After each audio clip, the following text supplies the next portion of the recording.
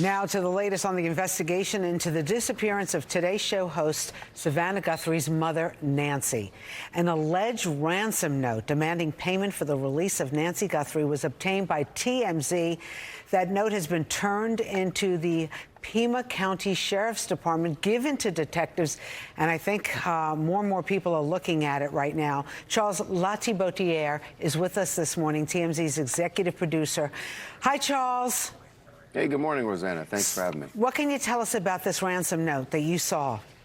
Yeah, this ransom note, which came into our tip email yesterday morning, was very alarming just because there were things in there that there were details that, if true, and again, we don't know because we haven't seen Nancy's home, but they certainly mentioned things that was intended to make the authorities know that this is for real. We have passed along all of that information to the Pima County Sheriff's Department, and I can tell you, not only are they taking it seriously, the FBI is now taking it seriously because we've had a conversation with an FBI agent while Pima County detectives were also on the line. They had some questions about the email, which we shared all the information that we have with them. So they are at least taking it very seriously, as the sheriff said they would, and trying to track down any potential leads that they can, garner from this note. Wow, so the FBI is now involved, and I think that adds another layer of intense scrutiny investigation. What do you think, Charles? Yeah, I mean, it was very clear to me that they are looking for combing, almost literally through every word of this note, trying to find a clue of who could be behind this. And, that is, of course, if it is legit. And I would, say that the police would know right away if this is legit based on the things that they mentioned. And again, we didn't include that when we published the story just because we don't want to put information out there that could in any way impede the investigation. But the police would know if those things that they mentioned are legit. And one thing that we were able to investigate on our own, the note included a Bitcoin address because there was mention of a ransom and a deadline, and they wanted the money sent to this address. We checked, and that is a legitimate Bitcoin address. So, wow.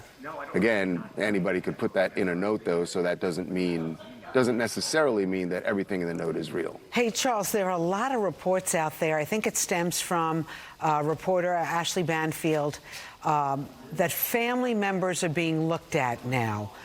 They talk about Savannah's sister, and I don't know, is it her husband or boyfriend? Yeah. And a car? Yeah. What do you know this morning, Charles?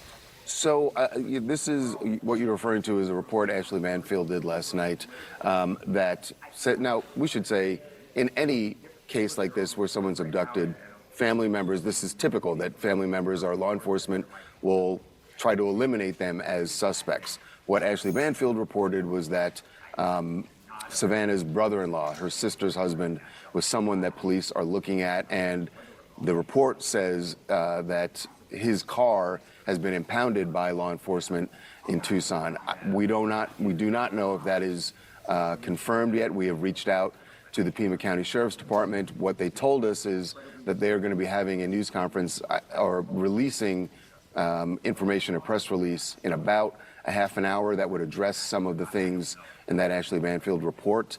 So we will see if there's anything to this. But, look, we saw photos yesterday of Savannah's sister and her husband leaving their mother's home. So I don't know. I really can't say the legitimacy of that report, but we reached out to the sheriff, and they are going to be addressing it very shortly, is what they told us. Wow, okay. And then there were reports about that the mom had a lot of Nest cameras at that home, and either they were missing or smashed.